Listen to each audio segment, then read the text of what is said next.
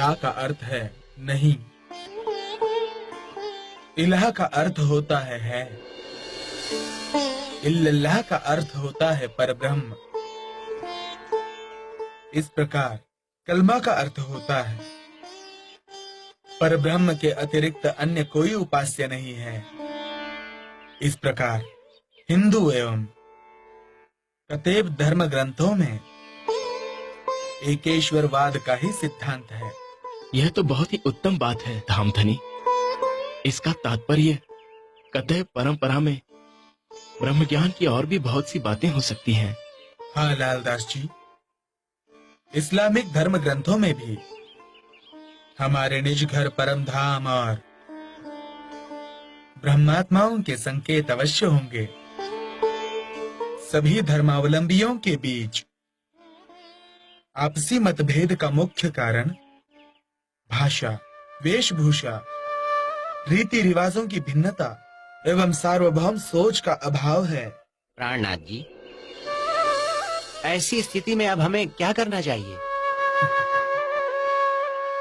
तारतम्य ज्ञान के प्रकाश में ही सभी मत पंथों का एकीकरण संभव है। एक परम सत्य की पहचान हो जाने पर धर्म के नाम पर मानव मानव में होने वाला भयानक संघर्ष समाप्त हो जाएगा और सभी शाश्वत शांति के मार्ग पर चल पड़ेंगे। इसके लिए सर्वप्रथम बादशाह औरंगजेब को जागृत करना आवश्यक है, क्योंकि उसके अंदर परम धाम की साकुमार की आत्मा है। वो शरीयत का कट्टर अनुयायी है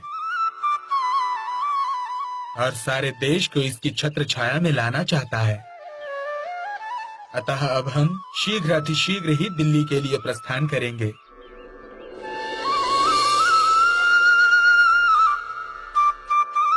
चलिए। नाम सारे जुदे धरे, दई सबो जुदी रसम, सब में उमत और दुनिया, सोई खुदा सोई ब्रह्म, सोई खुदा सोई ब्रह्म।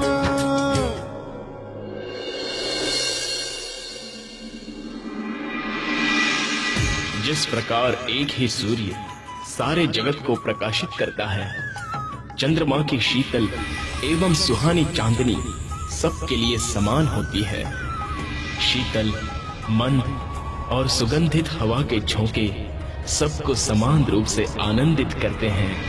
उसी प्रकार सबकी आत्मा का प्रियतम परब्रह्म स्वामी भी एक ही है और सभी पवित्र धर्म ग्रंथ एक ही सत्य का वर्णन करते हैं। तारतम्य ज्ञान के प्रकाश में सभी धर्म ग्रंथों में वर्णित उस एक सत्य परब्रह्म की पहचान करके हम वसुधैव कुटुंबकम के कथन को चरितार्थ कर सकते हैं।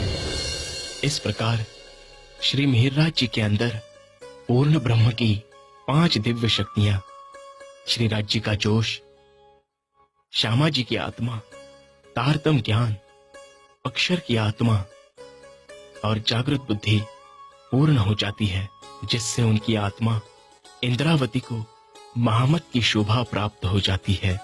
इसके पश्चात दिल्ली पहुंचने पर जब श्री जी लाल दरवाजे में एक क्षत्रिय की हवेली में ठहरे थे, तब वहां शेख बादल नाम के एक भाई ब्रह्म ज्ञान श्रवण करने आते हैं।